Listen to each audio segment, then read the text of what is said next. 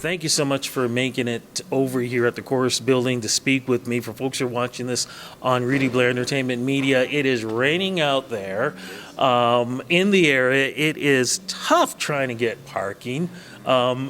It's like it's a beautiful fall day, but man, it is tough getting down here. But I'm glad we're able to do this. Yeah, I'm glad to be here. It was definitely a bit of a trek, but I want to say it was nice and beautiful. It wasn't. It was a nightmare. But I'm glad to be here, though. Yeah. Well, like I said, man, I'm so glad to talk to you, and congratulations on this new album. An album, really, that you weren't even, if I understand, you weren't really planning on releasing a children's album. No, not at all.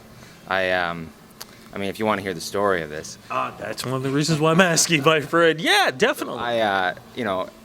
As somebody who plays music and listens to a lot of music, I was ecstatic to hear my own children one day listening to music. I was upstairs, they were downstairs, and I went to go join them.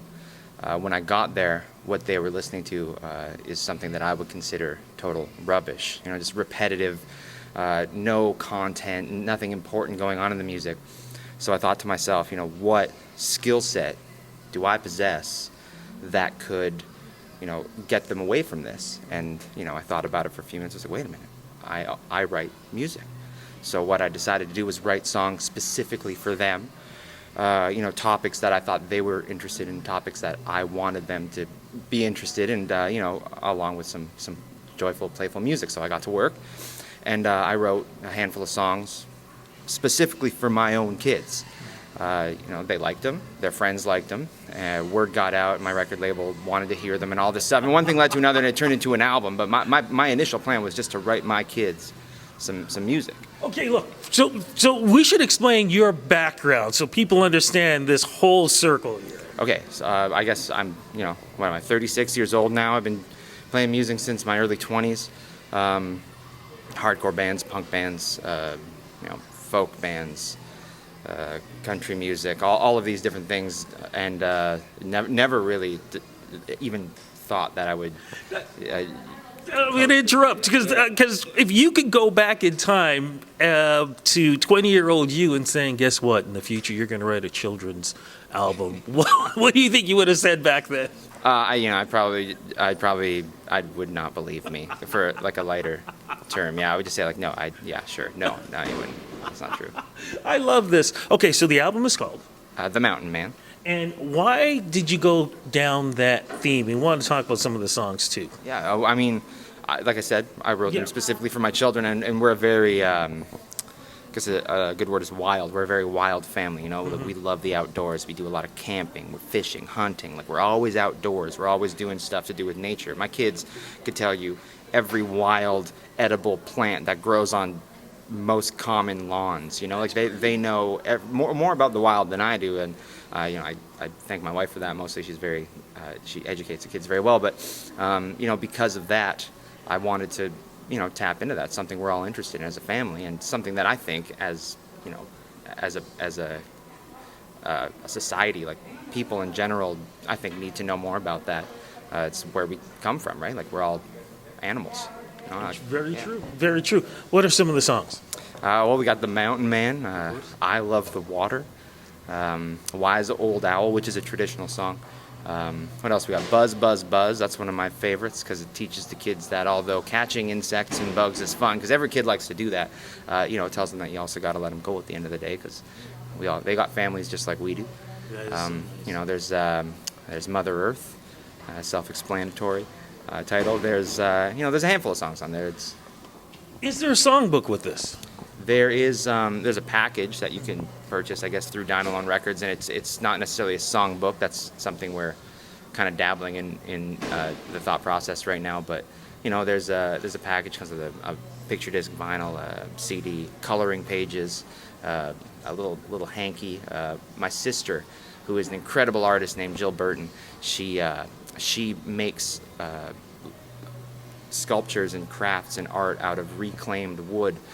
So she actually, for the 50 pre-order packages, the limited ones we did, we had her make 50 reclaimed wood action figures of myself as the Mountain Man. I was going to ask you that on the cover. Is that you? That is me as the Mountain Man, but I am not the Mountain Man. Yeah.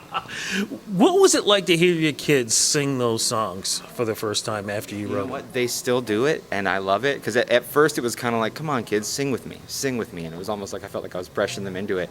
But now I'll catch my 4-year-old boy in the back seat singing I Love the Water. You know, hear him singing about ducks and frogs and fishes and snails and stuff. And it's like, it's heartwarming. Because it's like, they could care less about all the other music I've done in my life. But, now they find something they can relate to, so they sing along to it and like it. And then maybe they think I'm cool. I don't know. What do you hope other kids are going to get once they get a chance to participate in this? I hope honestly, I hope it piques their interest in what the songs are about. Like if they can listen to I Love the Water, maybe they'll go out and they'll know the life cycle of aquatic and aquatic animals and waterfowl, and maybe they'll think like, oh, that fish is probably diving because it's trying to eat a frog, or that duck is diving because it's trying to eat a fish. It's like that kind of stuff, and I hope it brings them closer to nature if it can. Oh my goodness, can you imagine this? Campfires with families and they're singing your songs. That could easily happen. Heartwarming, absolutely heartwarming. Yeah. Now, I know you're a man who tours with some of the biggest artists around, but is there a chance that you could tour this? I've done a couple of concerts on it so far, festivals, things like that.